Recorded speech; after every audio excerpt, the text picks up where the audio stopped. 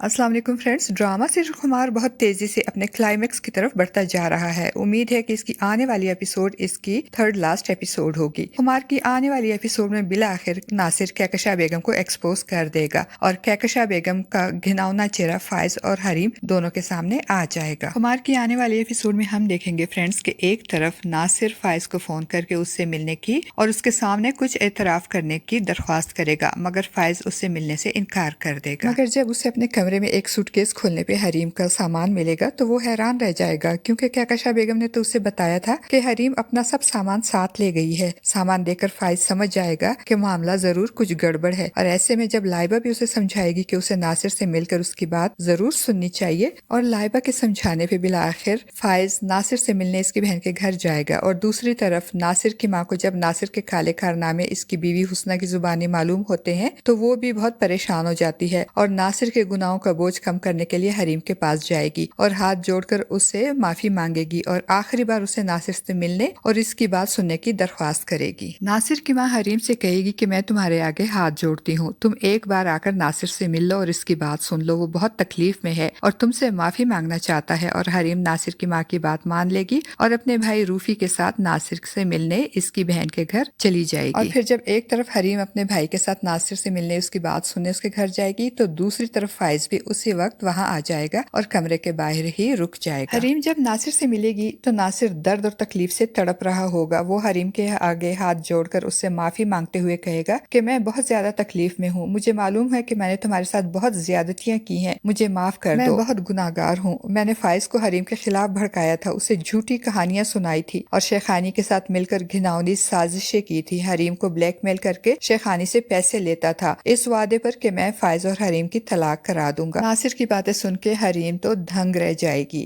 नासिर मजीद कहेगा कि मुझे मालूम है कि जब तक तुम मुझे माफ नहीं करोगी मुझे सुकून से मौत भी नहीं आएगी। मैं लालच में अंधा हो गया था, तुम्हें अल्लाह का वास्ता है मुझे माफ कर दो। और जिस वक्त नासिर अपने गुनाहों का इतराफ कर रहा होगा, खिड़की के पास खड़ा फाइज भी ये सारी बातें सुन लेगा और इसके सामने सारी हकीकत आ जाएगी कि हरीम बिल्कुल बेकसूर थी। सारा कसूर तो नासिर और कहकशा बेगम का था। और अपनी माँ की हकीकत जानने के बाद फाइज के सर पे तो जैसे आसमान टूट पड़ेगा और इसके कदमों तले से जमीन निकल जाएगी। और नासिर का इतराफ सुनकर जब हरीम कमरे से बाहर निकलेगी तो बाहर गुमसुम खड़े फाइज को देखकर हैरान हो जाएगी और फाइज भी हरीम को देखकर परेशान और शर्मिंदा हो जाएगा। हरीम और फाइज दोनों को ये तो मालूम था कि कहकशा बेगम हरीम को पसंद नहीं करती, मगर ये अंदाजा नहीं था कि हरीम की नफरत में कहकशा बेगम इस हद तक अंधी हो जाएंगी कि एक पाकबाज लड़की के किरदार पे कीचड़ उछाल कर उसे अपने बेटे की नजरों में गिराकर न सिर्फ हरीम का बल्कि अपने बेटे फाइज का दिल और घर दोनों ही उजाड़ देगी। जबकि दूसरी तरफ कहकशा बेगम की लालच और पैसे की हवस अब भी कायम होगी। इसीलिए तो वो लाइबा को वकास से निकाह करने से रोकते हुए कहेंगी